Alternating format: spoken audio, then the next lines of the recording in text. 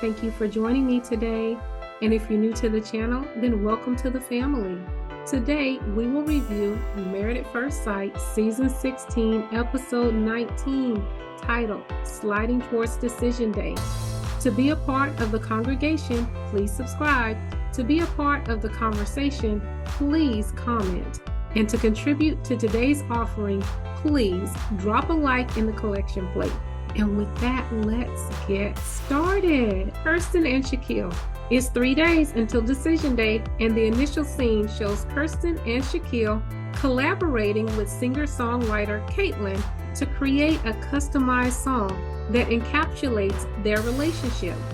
Kirsten's enthusiastic approach towards the process is quite endearing, as she wholeheartedly participated in all activities and is always willing to experiment. They collectively agree that their relationship has been a roller coaster of emotions with highs and lows, and they've explored various localities ranging from beaches to the mountains. It's worth acknowledging the songwriter's exceptional talent for composing music in such a short period of time. Shaquille impresses as a lyricist, offering one call and I'll be right where you are. Kirsten reinforces her commitment to support him and foster happiness in their marriage. She boldly sings a hook that declares, to be happy, to be right. Trusting in the process, everything will be all right. Displaying her adventurous spirit and willingness to try new things. Although her vocals could benefit from some technical assistance, Kirsten's personality shines through as one defined by love and laughter, making her all the more lovable. Though her singing could benefit from a bit of auto-tunes, it takes a considerable amount of courage and vulnerability to perform on a national television show. Before leaving, while talking on the porch, they rehash the same issues. Shaquille wants to be more involved in Kirsten's family, and he does not feel supported. Kirsten reveals that her dad does not want to be filmed. Kirsten assures him that things come with time as it relates to her family dynamics and her support, and he will have to trust her that it will get better with time. Shaquille expresses that he wants to feel secure in his marriage, and at times he does not, which is an interesting statement coming from a husband. In my words, the husband is to provide and to protect, which comes with creating a sense of security. I think he is asking her to provide something that comes from the husband as the head of the household. I guess he is defining security as support for his lifestyle and business. He expresses that he supports her by listening. Really, Shaquille? But he needs support too. Listening, I don't think that is enough support for what Kirsten has going on as well. I would love to ask him, hey, did you make those logos for her? Did you help her expand her business?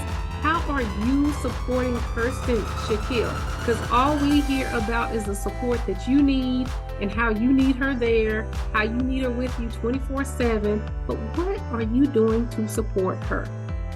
Kirsten expresses frustration because she believes that she is supportive, and for him to keep bringing it up is irritating. It's irritating to Kirsten, and it is irritating to me. She expresses that the supports that she is giving him may not be the same that he would give. Support comes in many forms and fashions. 2 days before decision day, we see Kirsten and Shaquille meet with Dr. Pepper and Pastor Cal. Kirsten says that they know how to hear and acknowledge each other when they are speaking. I don't see that on camera, but maybe if she says, then maybe they are hearing and acknowledging each other when the cameras are down. Shaquille said the exact opposite. He says they are in different boats, going together and apart. He alluded to them continuing to have miscommunication, So still, they are not on the same page, even 2 days before decision day. Kirsten says that she is trying to lean on Shaquille a little more and allow him to lead. Now that's a powerful statement. You must allow people to lead you. The Bible says that wives are to be submissive to their husbands, but in that we must, as wives, allow the husband to lead. That stands true in any relationship where you're going to be led. You have to allow the other person to lead you. They cannot lead without your cooperation. So I really did like that statement from Kirsten. Shaquille shared that he met Kirsten's dad and it felt amazing. I think Kirsten made a point to ensure that Shaquille met her dad before decision day so that Shaquille could not use that as a reason to say no. I was glad that Dr. Pepper shared that families operate differently and you cannot put your expectations on another person's family. And I have found that so much to be true because before I got married, I wanted to marry into a huge family.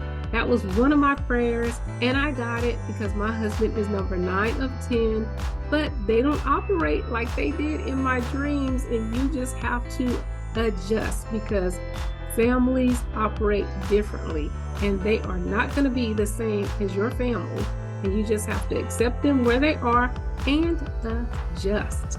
Later that evening, Shaquille shared with the husbands at their dinner that he met Kirsten's father. He described him as loving and that he was cooking for his granddaughter.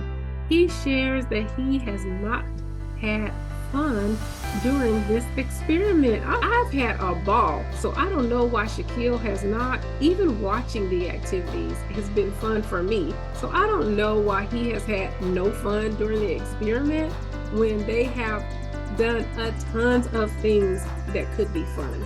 But I think that he is stuck on the one note, and if he doesn't get his way, then he sees it differently.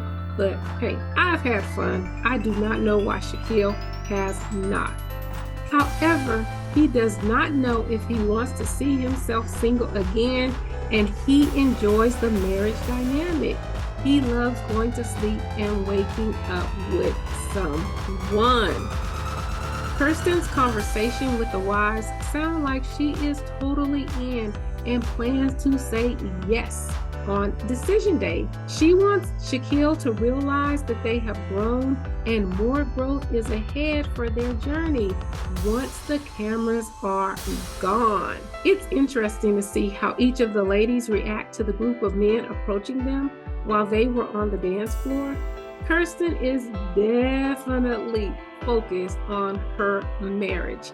As they talk and insinuate that a husband should be a protector and a provider, Kirsten says, "That's my husband." She is focused on ensuring that they know that she is a married woman and she has a husband at home.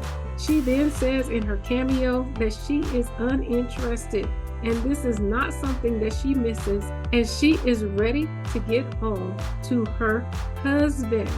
Kirsten's attitude is, it's time to go. As they are preparing for bed on their last night together before decision day, Kirsten and Shaquille decompress about decision day. Nothing new that we have not heard before. Kirsten is a yes, and Shaquille keeps quiet. I love that they say they want the Lord's will.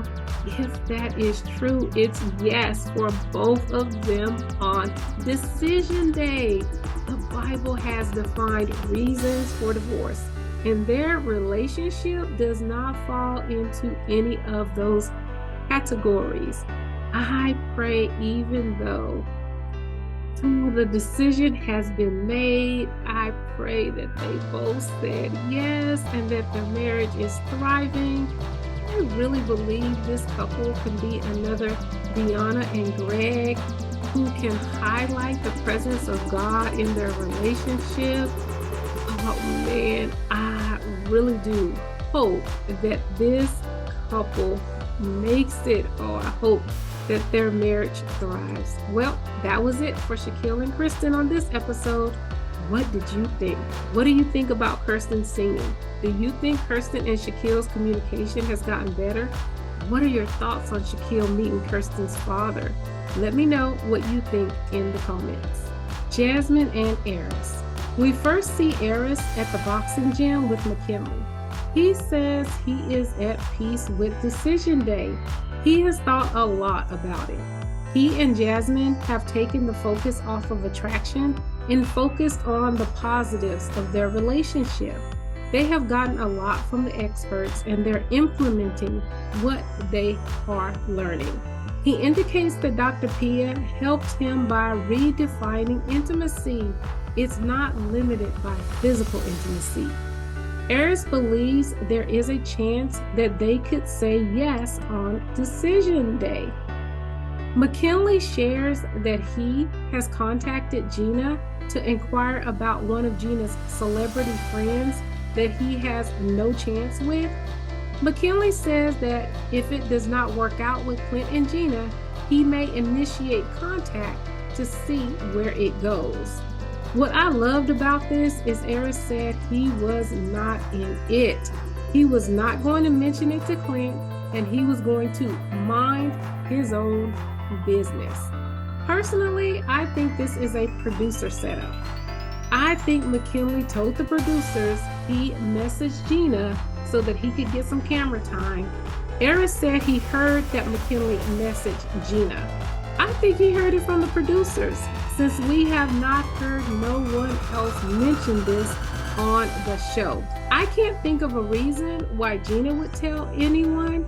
If that was the case, I think they would have showed Gina talking about it so that we would get her side of the story.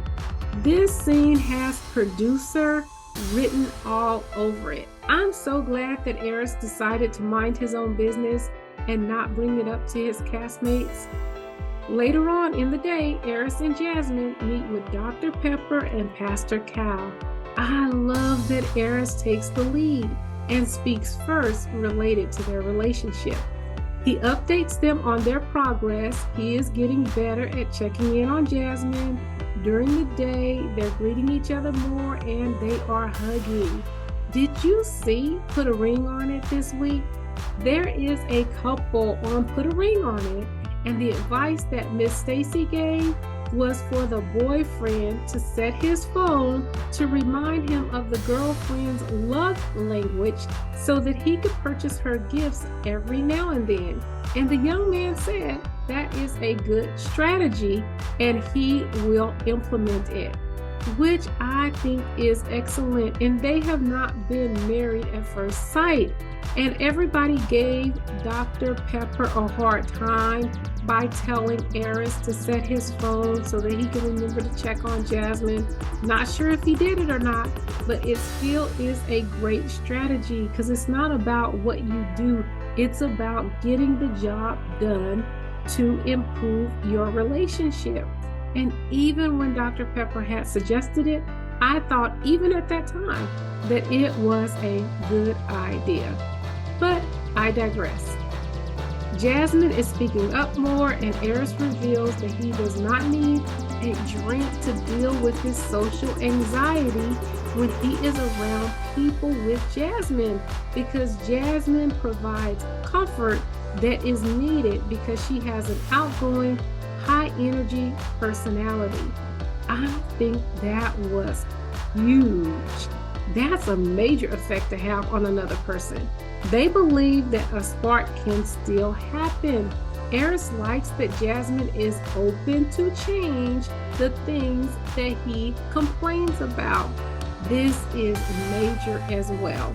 Being married for 25 years, you will constantly run into things that irritate your spouse, and it can cause a world of tension if you are not willing to change. Not long ago, my husband shared a pet peeve with me, but I refused to change because my thought was, get over it, that's just petty. A few weeks later, the thought came, why do you not want to make a simple change in order to make your husband comfortable. Since I could not come up with a good answer, I decided to make the change. I have not mentioned it to my husband, I just did it, and there has been more peace and calm in our environment. We must be willing to make adjustments for our spouse. Jasmine likes that Airris has pushed her to open up.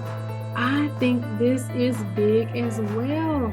Many people don't want to know or hear your opinion, and they like when people are just agreeable.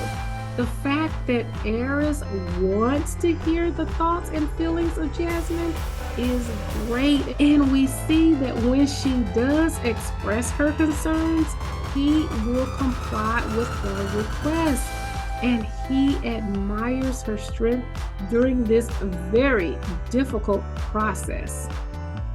Jasmine says she is apprehensive and says Airris's actions, sometimes she feels like he's in and sometimes she feels like he is not.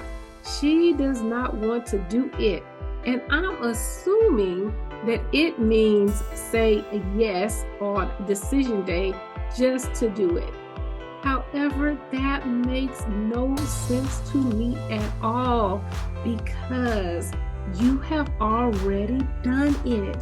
You're married. So if there is a slim chance, you might as well go for it. I loved Pastor Cal's response. You can't say if your marriage is working until you have tried it outside of the process.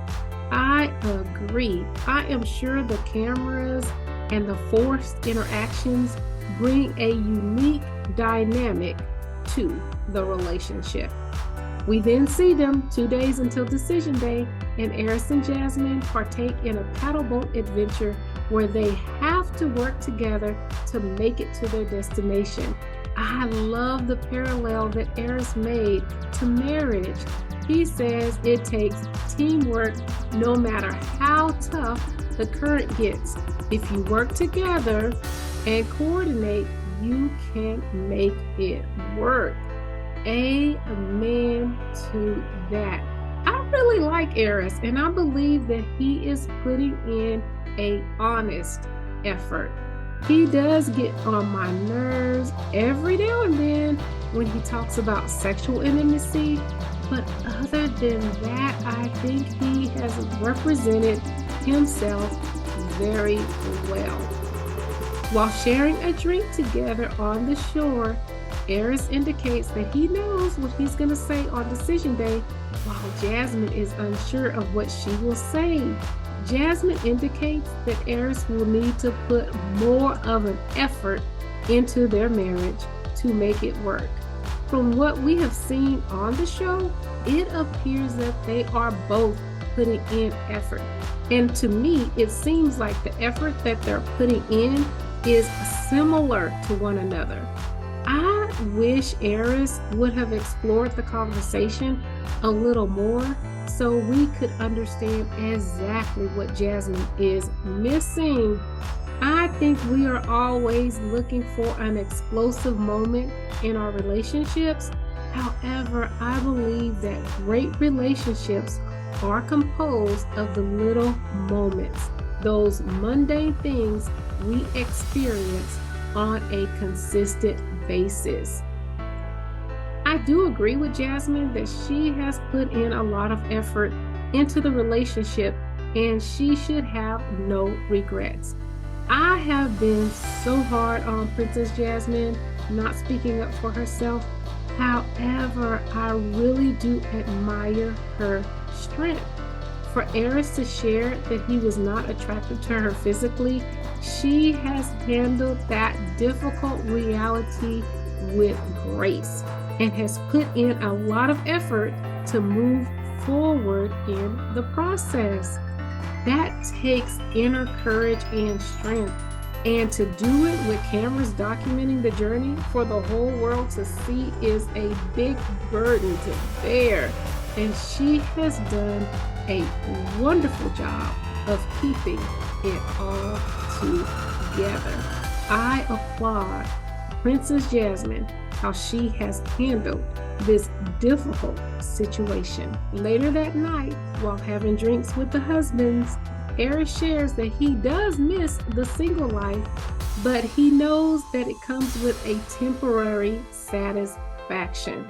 He also sees the value of marriage, and he actually missed Jasmine and Duchess when he had to return early from the couples retreat and spend the night alone. He admires that Jasmine lives a life of purpose, and she has created peace in their home in the midst of a difficult circumstance. Jasmine arrives late to the ladies' lounge, and it appears it's because she was getting her makeup done. She shares that she is still on the fence related to her decision.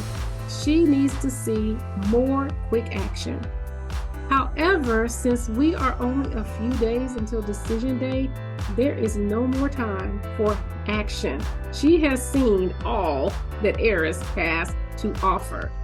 Jasmine shares that at their meeting with the expert, Airris shares that he thinks after the experiment, their intimacy can grow and things can change. I believe Airris. I think he is ready to move to the next level of intimacy.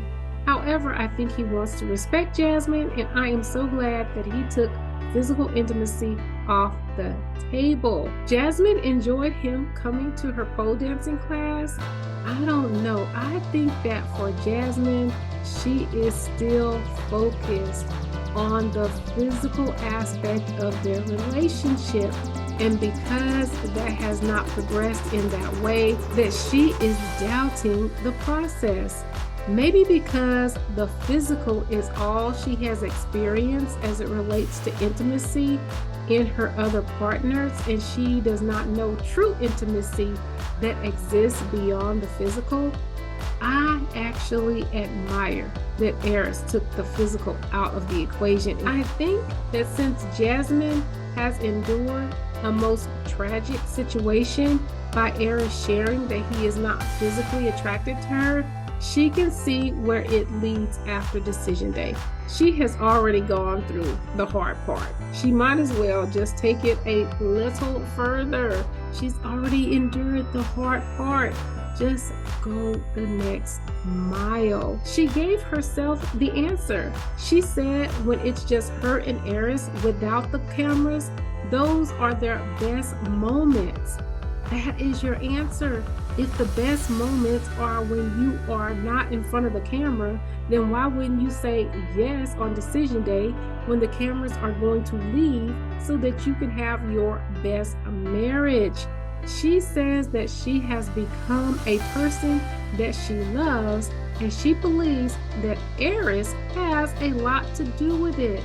Since they both believe that the other has affected their life to make them better, I cannot see why they would not want to try after decision day. It's interesting to see how each of the ladies handled the guys approaching them on the dance floor.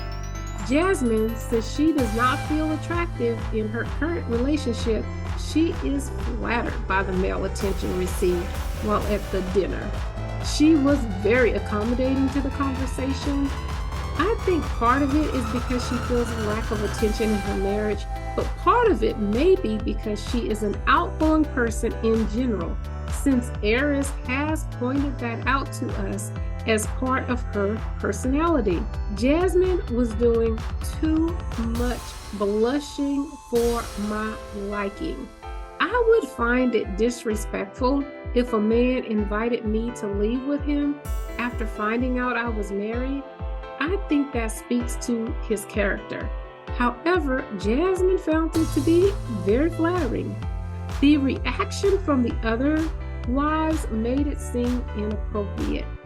However, we know how editing can make it seem like the interaction is something that it is not, and also the reactions of the others when that is not what actually happened in the scene. So I'm going to give Jasmine the benefit of the doubt that it could have been production making it seem inappropriate and showing us the faces of the ladies to make us further think that it was an inappropriate interaction. However, when Gina arrived home, she shared with Clint that the gentlemen at the dinner were throwing numbers out. Do we think that Jasmine gave her number to one of the guys at the lounge? I don't know. We must take note of this just in case this comes back to us in the future. I don't think any of the other ladies would give up their numbers, and they did not show any interaction between Gina and the guys. Therefore, I think the only choice is that Jasmine gave up her number. I hope she did not. If she did, I think that would be highly inappropriate. Also, Nicole mentioned to Chris that a guy took a huge liking to Jasmine. However, I feel like Nicole pointed the guy in Jasmine's direction because he was talking about dogs or something. And Nicole was like, oh, she breeds dogs. Don't send him my way. I really don't care about talking about what I do with this man at this lounge. So I kind of think that Nicole sent him over there, but it's interesting that she also mentioned it to Chris. It's their last night together before decision day, and Jasmine and Airris decompress together before going to sleep. Airris says he went from thugging it out to walking Duchess and being a dog dad. Jasmine says that the reason that she grew and became a better person is because Airris has been honest with her. Airris says that honesty is intimacy, according to Pastor Cal. Okay, I am going to be so disappointed if they both do not say yes on decision day. I think they can really make this marriage work. Most of you know that my Married at First Sight heartbreak is Keith saying no to Airris. If Airris says no to Jasmine, it will be the same heartbreak for me as that couple. I'm not sure if we are getting a repeat of Airris and Keith because Keith refrained from having relations with Airris. And I think it was because he wanted to respect her and keep her whole when he said no on decision day. Do you think Airris can be in that same mindset? This is so mind-wrecking because I was so hurt behind Keith and Airris. Well, that was it for Jasmine and Airris on this episode. What do you think?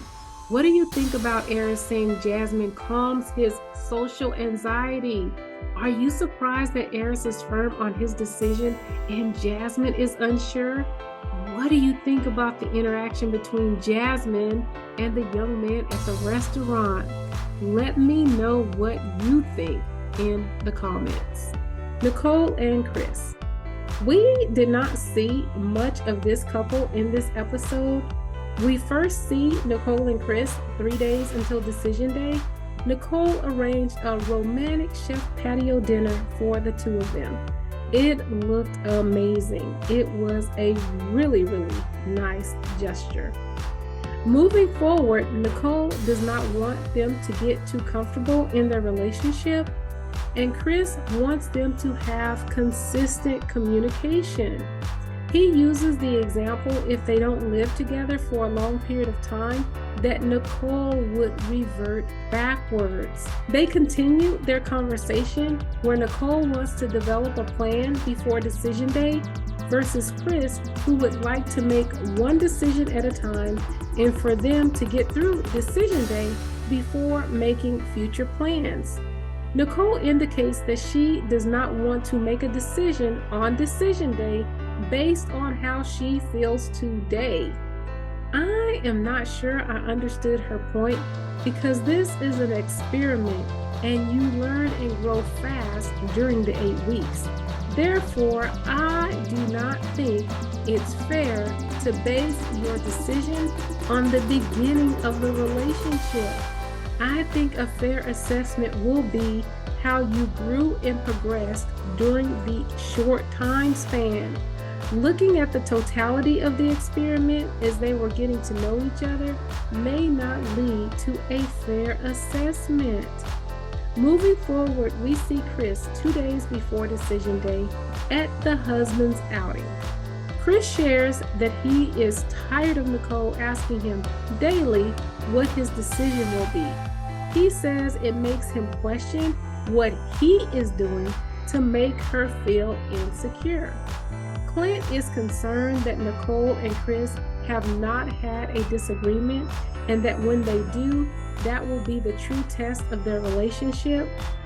I have heard that conflict builds intimacy. You never know how somebody really feels about you until you truly experience hardship or disagreement. However, I do think that it is a great thing that Nicole and Chris have not had a disagreement, because in the beginning of a relationship, you are building trust and you are building intimacy and you are building just kind of like your overall ground level friendship with a person. And I think that is what happened to Gina and Clint. They had a disagreement before they built the foundation of trust. And I think that's why they have not been able to rebound. Therefore, I think it's really good that Nicole and Chris have not had a disagreement yet. I think that when they do have a disagreement, that the foundation will have already been built, and then it will make it a better chance for them to get through it. And I think they have had disagreements. It's just how they disagree. Because we even see now that Nicole wants him to make a decision about where they're going to live, and he does not want to. I think it's how you disagree. I think that is the same with Jasmine and Airris. They have disagreed in a very calm, reasonable, talk it through way, where Clint and Gina, they had a really big blowout, more so towards Gina.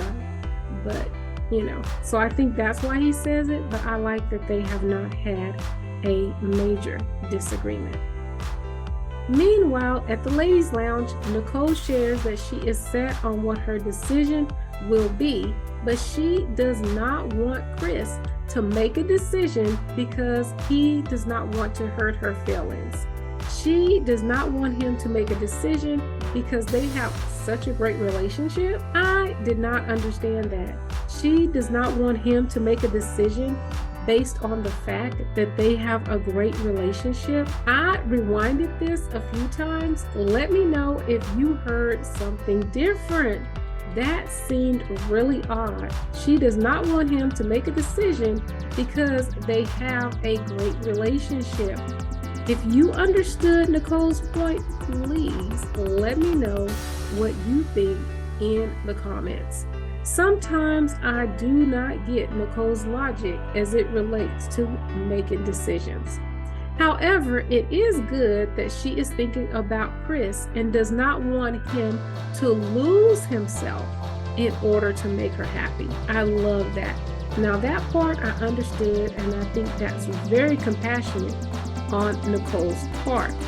She then goes left again and says, because he is a live by the day type of person, she wants him to make his decision based on the future and not based on how he feels today. I disagree. If we make decisions based on what we think the future will be, we will always live in an unrealistic fantasy because we can't really know the future.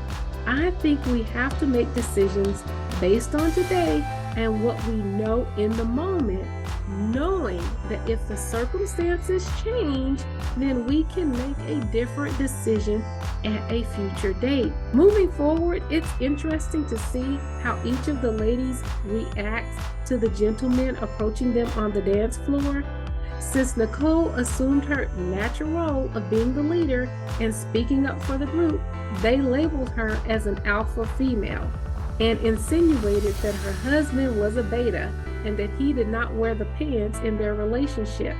She found herself defending Chris and trying to control boundaries as it relates to interacting and not being too touchy-feely and up close around the men. The last we see is her and Chris decompressing on their last night before decision day. However, their conversation was about the gentleman taking a liking to Jasmine and indicating that the attention Jasmine received at the lounge from strange men should be the attention she received from her husband. Well, that was it for Chris and Nicole on this episode. What do you think? Do you agree with Chris that they should focus on one decision at a time? Or Nicole, they should make future plans ahead of decision day? How do you make decisions? Based on the past or looking into the future? Let me know what you think in the comments. Clint and Gina. We first see Clint 3 days before decision day, sitting on the patio, processing the conversation that he and Gina had with Dr. Pepper and Pastor Cal. He looks like he is completely defeated. He was caught off guard. He is unsure what odd, strange energy means. He says it feels bad that none of the things that Gina mentioned were vocalized before the meeting. For Clint, it does not make sense. However, for us, it does, because Gina is looking for a reason to say no on decision day, and she needs to begin to build her case now. Later that day, we see Gina and Clint head into a horse riding activity. Clint is still hurt and believes that Gina's comments were disparaging and an unwarranted character attack. However, he plans to rise above the situation and enjoy the day. Gina says that marriage takes a lot of work and communication. However, she blindsided Clint. I don't look at that as good communication. Gina says that Clint needs to mature and admits that she had to give him a harsh review. I think she believes that because she is a salon owner, that makes her mature and possibly a little better than Clint. However, I think she is the immature one. I don't like to hear things about my team from the outside at work. I would be very upset if I was Clint. And the first time I heard of her thoughts and feelings was in that meeting. It was interesting watching the interaction between the host and Clint. If you watch Gina's face, everything that Clint did in his interaction breeded contempt from Gina. She had a disgusting look on her face when Clint said, "Lovely to meet you," to the host and kissed her hand. I'm sure she was irritated when Clint was talking to and hugging the horse. I don't think Gina likes Clint, and whatever he does will get on her nerves. I'm not sure if this can be adjusted because Gina does not like the core of who Clint is, and you cannot change the core of who you are. After the activity, Clint prepared a picnic for him and Gina, and they sit on the ground to enjoy it. I thought this was telling about Clint's personality. On the last season of Ready to Love Miami, Cynthia told Morgan, "You have to pay attention to how a man treats you when he is upset with you." I think it's wonderful that we can clearly see how hurt Clint is, but he still found the ability to prepare a picnic. Gina appeared annoyed that Clint popped the cork and it flew in the grass. I hope they found it, but it seemed like it was a lot of grass. So I hope they found that cork. Clint then brings up the conversation with the experts and asks Gina what she meant about odd and weird energy. Gina denies the word choice, and we get the flashback of her saying he has bizarre energy. This was very interesting because I felt she was challenging Clint on semantics. In the conversation with the experts, Gina said that what she was saying sounds terrible. So she knew that it was a negative when she said it. However, in the moment, she is acting as if it's a general conversation. Gina says that Clint is silly, a jokester who is crass, dancing, loud, and a drunk person. Clint calls himself eccentric. Gina is backpedaling in this conversation. She says that it's not bad.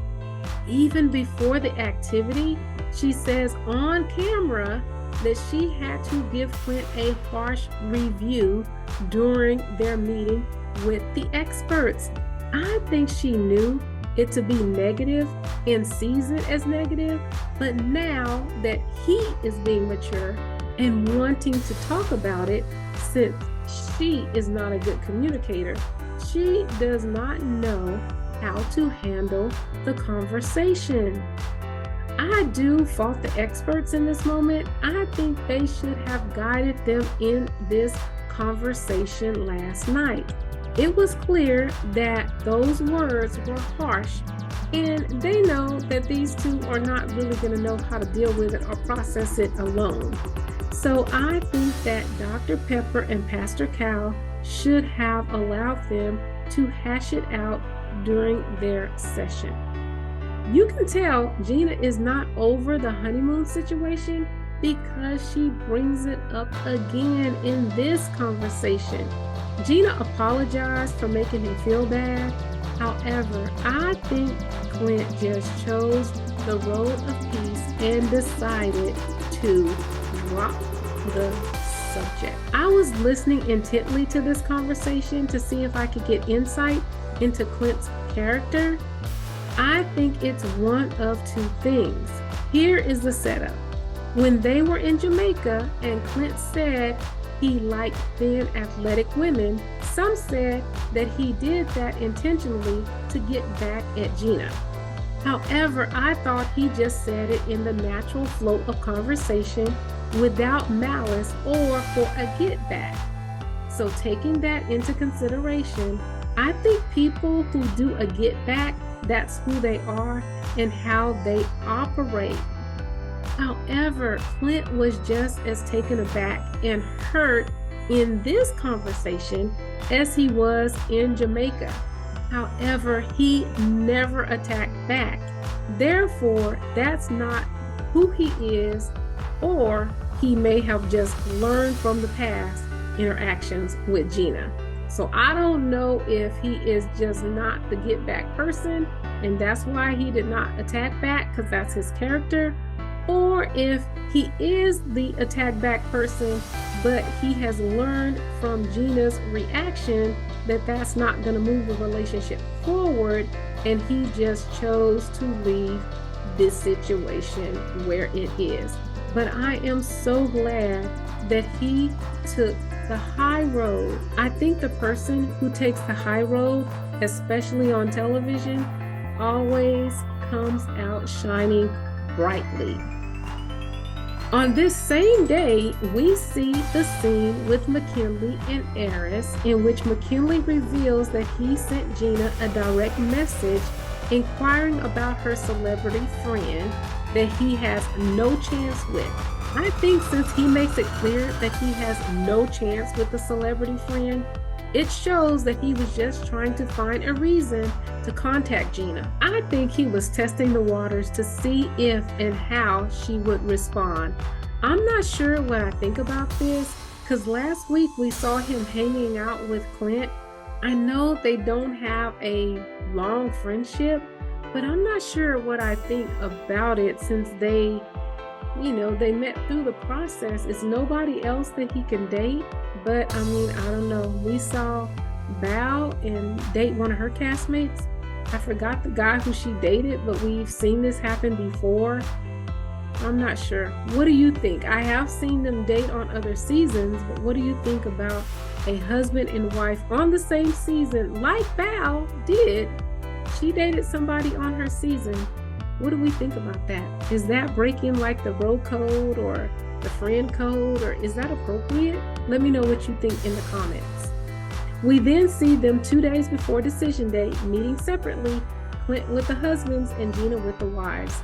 He indicates that Gina said he did not take a dominant role in their relationship, and he accepts that he did not. However, I think he could not take a dominant role because of the whole Jamaica incident. Gina went completely left, and I think Clint has been walking on eggshells since the honeymoon. I think that he has taken a very active role, and I think he has compromised and tried to integrate himself in Gina's life in many ways, and I think he has accommodated her. Like when he got his haircut, I don't think he really wanted to. I think he was trying to accommodate her. So although he has not taken a dominant role in a relationship, I think he's taken a very active role and made it very clear that he would like for this relationship to work. I believe that Gina will say no on decision day because she does not like the core of who Clint is. For me, it appeared that Gina never recovered from Clint's comments in Jamaica. I think attraction for them can grow, but Gina despises who Clint is and does not like the core of who he is. I am so sad for Clint. I think he has the desire to be married and is willing to make the adjustments and sacrifices to please Gina in an effort to make their relationship work. I think she admitted to the wives that she is going to say no on decision day. When she recounted their discussion with the experts, she described his behavior as bizarre. And Nicole says it's not good or bad, it's just not for you. And I think that's because Gina is going to say no on decision day. We then see Gina and Clint on their last night together, sitting on the couch, decompressing from their day. They really did not talk about themselves. However, Gina shared with Clint that they met some guys at the outing and the guys were giving out numbers. Well, that was it for Clint and Gina on this episode. What do you think? What do you think about how Clint handled his disappointment he had for Gina? What did you notice about Gina's body language during the horse riding activity? Will this couple stay together on decision day? Let me know what you think in the comments. Well, that puts this episode in the books. Let's continue the discussion in the comments. Until next time, please like, comment, and subscribe. And remember, live with intention, be intentional.